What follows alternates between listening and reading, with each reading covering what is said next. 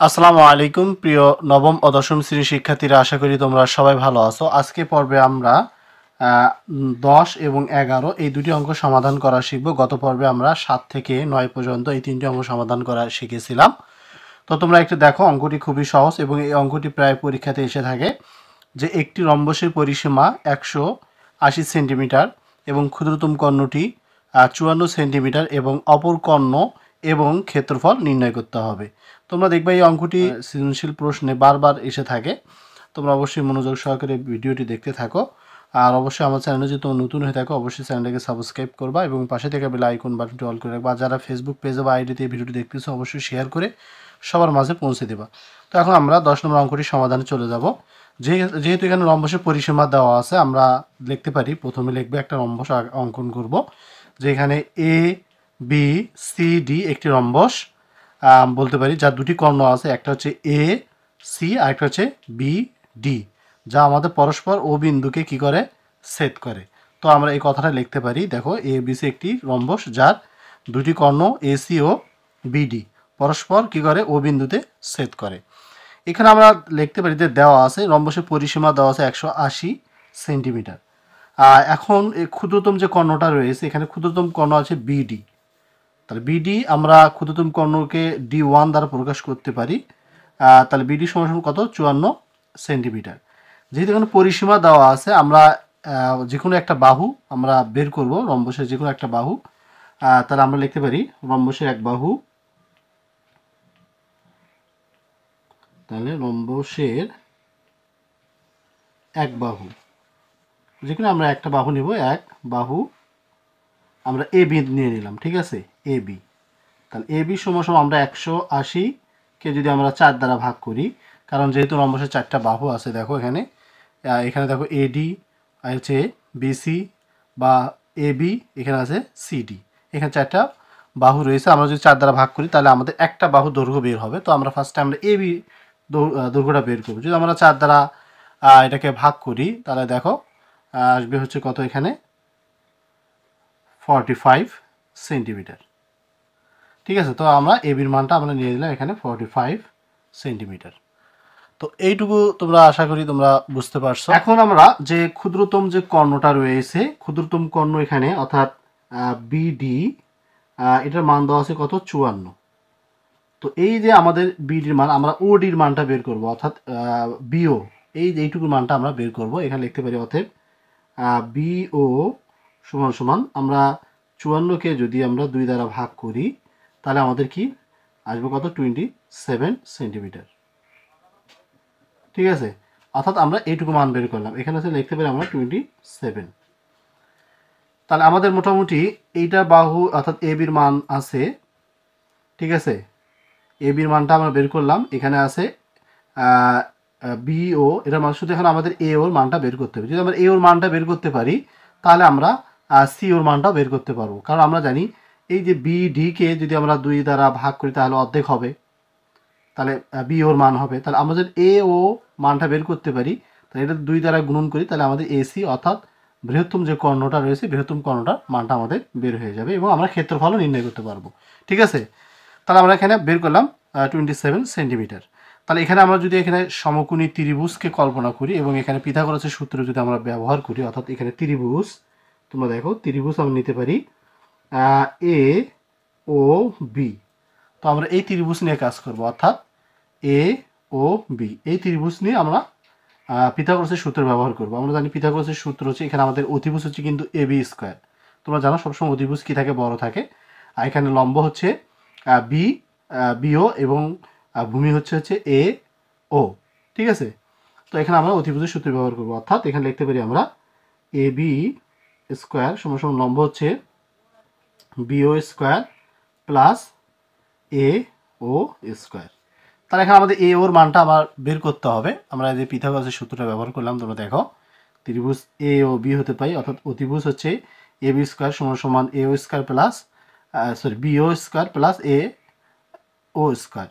তো এখানে আমাদের এ ওর মানটা বের করব, তাহলে এখানে আমরা লিখতে পারি অতএব এ ও স্কোয়ার সমান সমান আমরা লিখতে পারি এ বি স্কোয়ার, বি ওটা এ পাশে কী আসবে, মাইনাস হয়ে আসবে, তো আমরা এখানে বি ও স্কোয়ার দিয়ে দিলাম। এখানে মানগুলো আমরা যদি বসাই দেখো তাহলে এ ও স্কোয়ার সমান সমান আমরা মানটা বসে এ বির মান হচ্ছে 45, এখানে আমরা স্কোয়ার করতে পারি মাইনাস, এরপর বি ওর মান হচ্ছে 27, তো 27 উপর আমরা স্কোয়ার করতে পারি।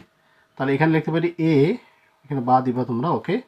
তাহলে এ ও স্কোয়ার সমান সমান তোমরা 45কে দুইবার গুণ করতে পারো, তাহলে 45কে দুইবার গুণ করলে আসবে 2025, তো আমরা এখানে 2025 লিখবো, এরপর মাইনাস, এবং 27কে তোমরা দুইবার গুণ করতে পারো, আসবে হচ্ছে 729। এখন 2025-এর মধ্যে 729 তোমাদেরকে বিয়োগ করতে হবে। এরপর আমরা এখানে এভাবে লিখতে পারি এও, আর এখানে অল স্কোয়ারটা রুট করে দিয়ে দিলাম, তোমরা এখন বিয়োগ করো, এখানে তাহলে আসবে হচ্ছে 1296। এখানে লিখতে পারি আমরা 1296। তোমরা 1296কে যদি তোমরা রুট করো তাহলে কিন্তু আমাদের একটা এক্সাক্টলি একটা মান চলে আসবে, এই মানটা হবে তোমাদের এ ওর মানটা পেয়ে যাবো, অর্থাৎ এখানে এ ও সমান সমান আমরা 1296কে রুট ওভার করতে পারি, রুট ওভার করলে আসবে হচ্ছে 36। তো এখানে আমাদের এ ওর মানটা বের হয়ে গেল। তাহলে এ ওর মান যদি আমাদের বের হয়, আমরা আরেকবার তোমাদেরকে দেখাই, এখানে দেখো আমাদের কিন্তু এ ওর মানটা এখানে 36 বের হয়ে গেছে। তাহলে এর মান যদি 36 হয় তাহলে এসি সমান সমান কী হবে? তো এখন আমরা এসি সমান সমান বলতে পারি 2 ইন্টু কি 2 ইন্টু এ ও, অর্থাৎ এর ডাবল, ঠিক আছে, 36-এর ডাবল হলে আমাদের এসির মানটা বের হয়ে আসবে। তো আমরা এখানে এভাবে লিখতে পারি, তাহলে অতএব এ সি সমান সমান 2 ইন্টু এ ও, তাহলে সমান সমান 2 গুণন 36 ইকুয়াল টু এখানে হচ্ছে 72, অর্থাৎ 72 সেন্টিমিটার। এটা হচ্ছে আমাদের বৃহত্তম যে কর্ণটা রয়েছে সেটার মান, ঠিক আছে। তো তাহলে আমাদের কিন্তু একটা অ্যান্সার হয়ে গেল, যেহেতু আমাদের বলছে প্রশ্নতে বলছে যে বৃহত্তম কর্ণ আর ক্ষেত্রফল নির্ণয় করতে হবে। তাহলে দেখো তোমরা এখানে যে অপর কর্ণ এবং ক্ষেত্রফল, তাহলে অপর কর্ণ এখানে বলতেছে বৃহত্তম কর্ণ, তো আমার বৃহত্তম কর্ণটা বের করলাম, এসির মান হচ্ছে কত? 72 সেন্টিমিটার। যেহেতু আমাদের ক্ষেত্রফল চাইছে, আমরা জানি রম্বসের ক্ষেত্রফল কি, তাহলে রম্বসের ক্ষেত্রফল হাফ ইন্টু, অর্থাৎ D1 ইন্টু D2। তাহলে আমরা যেহেতু মান পেয়ে গেছি, D1 এর মান আছে এবং D2 এর মানটা বের করলাম, তাহলে এখানে লিখতে পারি হাফ গুণন D1 এর মান হচ্ছে তোমরা জানো দেওয়াই আছে, প্রথম যে কর্ণটা আছে অর্থাৎ 54, এরপর D2 এর মান আমরা 72 বের করলাম, অর্থাৎ বৃহত্তম যে কর্ণটা রয়েছে। এখন যদি আমরা একে ক্যালকুলেশন করি এগুলো আমরা, তাহলে আমাদের সঠিক অ্যান্সারটা বের আসবে। তাহলে আমরা যদি এখানে কাটাকাটি করি তাহলে এখানে আসবে 27, 27-এর সাথে 72 তোমরা গুণন করো, অর্থাৎ 27 গুণন 72, তাহলে আমাদের অ্যান্সারটা আসবে হচ্ছে এখানে 1944 বর্গ সেন্টিমিটার, ঠিক আছে, বর্গ সেন্টিমিটার। এটি কিন্তু আমাদের প্রশ্নের সঠিক অ্যান্সার, আমরা এখানে বর্গ সেন্টিমিটার লিখতে পারি, বর্গ আর সেন্টিমিটার। তোমরা এটা একটু গুণন করে তোমরা একটু দেখতে পারো। তো এটি হচ্ছে আমাদের এই 10 নম্বর প্রশ্নের সঠিক অ্যান্সার। এখন আমরা 11 নম্বর অঙ্কটি সমাধান করব। এখানে 11 নম্বর অঙ্কে বলা আছে যে একটি ট্রাফিজিয়ামের সমান্তরাল বাহু দুটির দৈর্ঘ্যের অন্তর হচ্ছে 8 সেন্টিমিটার এবং এদের লম্ব দূরত্ব কত? 24 সেন্টিমিটার। যদি ট্রাফিজিয়ামের ক্ষেত্রফল অর্থাৎ 312 বর্গ সেন্টিমিটার হয় তবে বাহু দুটির দৈর্ঘ্য নির্ণয় করতে হবে। যেহেতু আমাকে ট্রাফিজিয়ামের ক্ষেত্রফল দেওয়া আছে 312 বর্গ সেন্টিমিটার, আর এখানে লম্ব দূরত্ব অর্থাৎ উচ্চতা আমরা বলতে পারি এইচ এর মান দেওয়া আছে, আমাদেরকে এ ও বি অর্থাৎ সমান্তরাল বাহু দুটির দৈর্ঘ্য অর্থাৎ এ ও বির মান আমাদেরকে বের করে নিতে হবে। তো আমরা এখানে মনে করে নিতে পারি যে সমান্তরাল বাহু দুটির দৈর্ঘ্য যথাক্রমে এ ও বি সেন্টিমিটার, ঠিক আছে, এবং উচ্চতা দেওয়া আছে এখানে 24 সেন্টিমিটার, অর্থাৎ 24 সেন্টিমিটার। আমরা জানি ট্রাফিজিয়ামের ক্ষেত্রফল কি, আমরা জানি ট্রাফিজিয়ামের ক্ষেত্রফল হচ্ছে হাফ ইন্টু, অর্থাৎ সমান্তরাল বাহুদ্বয়ের যোগফল, অর্থাৎ এ প্লাস বি ইন্টু কি উচ্চতা, আমরা এখানে লিখতে পারি। যদি এখানে ট্রাফিজিয়ামের ক্ষেত্রফল দেওয়া আছে তবে আমরা লিখতে পারি প্রশ্ন মতে, তাহলে এখানে লিখতে পারি প্রশ্ন মতে এখানে আছে half into A plus B into H equal to আছে এখানে 312 বর্গ সেন্টিমিটার দেওয়া আছে।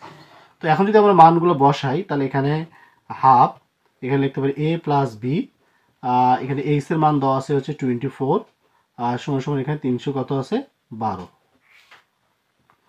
এরপর আমরা যে কাজটা করব, আমরা যদি 2 দ্বারা রেখে ভাগ করি তাহলে আসবে হচ্ছে 12। তাহলে এই 12 কিন্তু আমাদেরকে 312 নিচে কী হবে, এখানে গুণন থাকলে বসে কী হবে, ভাগ হয়ে যাবে। তাহলে আমরা লিখতে পারি a প্লাস বি সমান সমান 312 ভাগ 12। ওকে, তাহলে 312কে যদি তুমি 12 দ্বারা ভাগ করো তাহলে কিন্তু আমাদের a প্লাস বি অর্থাৎ এর মানটা চলে আসবে হতে কত, সেখানে 26। এটা হচ্ছে আমাদের 1 নম্বর সমীকরণ। তো এরপর আমরা প্রশ্নটি আরেকবার দেখব। তো এখানে দেওয়া আছে, দেখো তোমরা প্রশ্নটা, যে সমান্তরাল বাহু দুটির দৈর্ঘ্যর অন্তর হচ্ছে এখানে 8 সেন্টিমিটার। তাহলে এখানে সমান্তরাল বাহু দুটির দৈর্ঘ্য আমরা যেহেতু এ ও বি ধরে নিয়েছি, তাহলে এখানে আমার দ্বিতীয় শর্ত যেটা হবে আমরা লিখতে পারি শর্ত মতে দুটো হতে পারে, ঠিক আছে, দ্বিতীয় শর্ত মতে। তো এটা আমরা লিখতে পারি তাহলে a মাইনাস বি অর্থাৎ অন্তর, অর্থাৎ দুটি বাহুর অন্তর হবে, তাহলে আমাদের হতো 8 সেন্টিমিটার। এটা হচ্ছে আমাদের 2 নম্বর সমীকরণ। এখন যদি আমরা 1 এবং 2 নং সমীকরণ যোগ করি তাহলে আমাদের সমান্তরাল বাহুদ্বয়ের প্রথম যে দৈর্ঘ্য এর মানটা বের হবে, পরেরটা বিয়োগ যদি করি তাহলে আমাদের বির মানটা বের হবে। তো আমরা এখানে লিখতে পারি অর্থাৎ 1 যোগ 2। তো এখানে a প্লাস বি সমান সমান 26, এরপর a মাইনাস বি সমান সমান হচ্ছে 8। তাহলে এখন আমরা কাটাকাটি করি তাহলে 2a সমান সমান যদি যোগ করা যায় 34। ওকে, 34কে যদি আমরা 2 দ্বারা ভাগ করি তাহলে আসবে কত, 17। এরপর আমরা আবার লিখতে পারি আবার আমরা a প্লাস বি অর্থাৎ বিয়োগ করবো সমান সমান আছে কত, 26, a মাইনাস বি সমান সমান কত, 8। যদি আমরা এটা বিয়োগ করি তাহলে 1 মাইনাস 2। তাহলে এখানে আমাদের চিহ্ন পরিবর্তন করতে হবে, তাহলে আমাদের a ক্যান্সেল, তাহলে 2b সমান সমান যদি বাদ দেওয়া যায় তাহলে আসবে 18কে 2 দ্বারা ভাগ করলে বির মানটা আসবে হচ্ছে 9। তা আমরা বলতে পারি সমান্তরাল বাহুদ্বয়ের দৈর্ঘ্য, তাহলে অতএব a সমান সমান কত, একটা হচ্ছে 17 আর একটা হচ্ছে কত হচ্ছে b সমান সমান হচ্ছে 9 সেন্টিমিটার। ঠিক আছে, এটি আমাদের প্রশ্নের সঠিক অ্যান্সার। আচ্ছা, যদি ভিডিওটি তোমাদের ভালো লাগে, যদি সামান্যতম উপকার হয়ে থাকে, তবে অবশ্যই তোমরা আমার এই চ্যানেলটাকে সাবস্ক্রাইব করবা, আর অবশ্যই তোমরা যারা ফেসবুক পেজে দেখতেছো শেয়ার করে সবার মাঝে পৌঁছে দেবো। তো আজকে এই পর্যন্ত, আমরা পরবর্তীতে আমরা বাকি অঙ্কগুলো সমাধান করব। সবাই ভালো থাকো, সুস্থ থাকো, আল্লাহ হাফিজ।